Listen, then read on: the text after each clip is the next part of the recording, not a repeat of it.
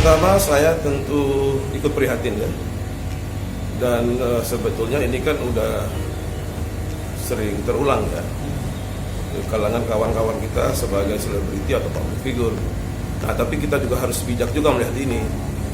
Apakah seseorang itu udah dijadikan tersangka terhadap kejahatan itu atau memang baru dalam proses penyidikan oleh pihak kepolisian.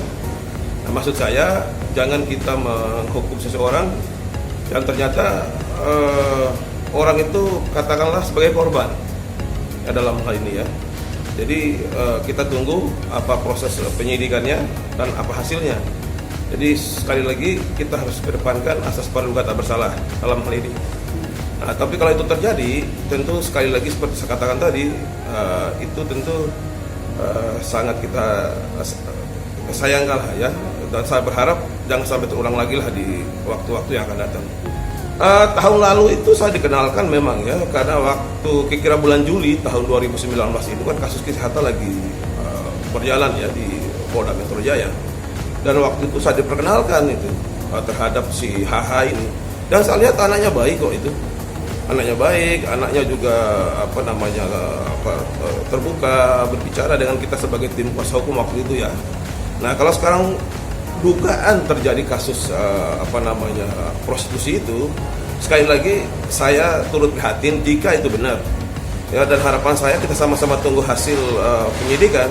Nah, apa sebetulnya terjadi gitu, apakah si HH ini hanya korban atau katakanlah dijebak oleh seseorang atau sekelompok orang, atau dia hanya berada di waktu dan tempat yang salah kira-kira seperti itu.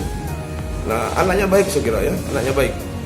Ya, dia datang ke itu sering besuk ya, karena kesehatan ditahan di Polda Metro waktu itu, lalu kami kuasa hukumnya, tim kita gitu, dia sering datang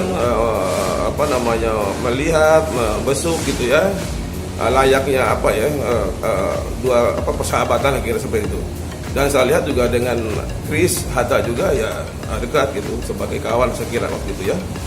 Nah, saya terkejut kalau katanya kemarin itu tertangkap karena dugaan itu prostitusi itu, dan harapan kita tentu itu hanya isu atau hanya sesuatu yang mudah-mudahan dia tidak melakukan itulah kira-kira. Yang pertama saran saya ikuti saja prosedur hukum ya yang sekarang lagi berproses.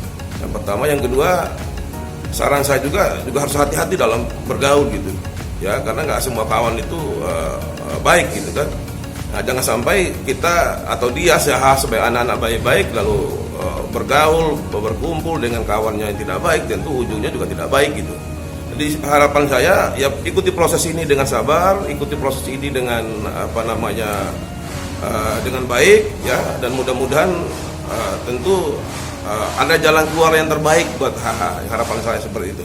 Kalau memang dia terbukti, nanti kan proses akan jalan ya, penetapan tersangka terhadap bersangkutan. Kalau nggak terbukti, tentu aparat penyidik saya kira akan melepaskan yang bersangkutan. Jadi harapan saya itu tadi ya, hati-hati dalam bergaul dan ikuti prosedur ini dengan sebaik-baiknya. Saya yakin juga lawyernya juga luar biasa itu ya, saudara Maci, adinda saya yang juga membantu prosesnya. Nanti mudah-mudahan ke depan kalau memang proses ini bergulir juga nanti akan sama-sama membantu lah.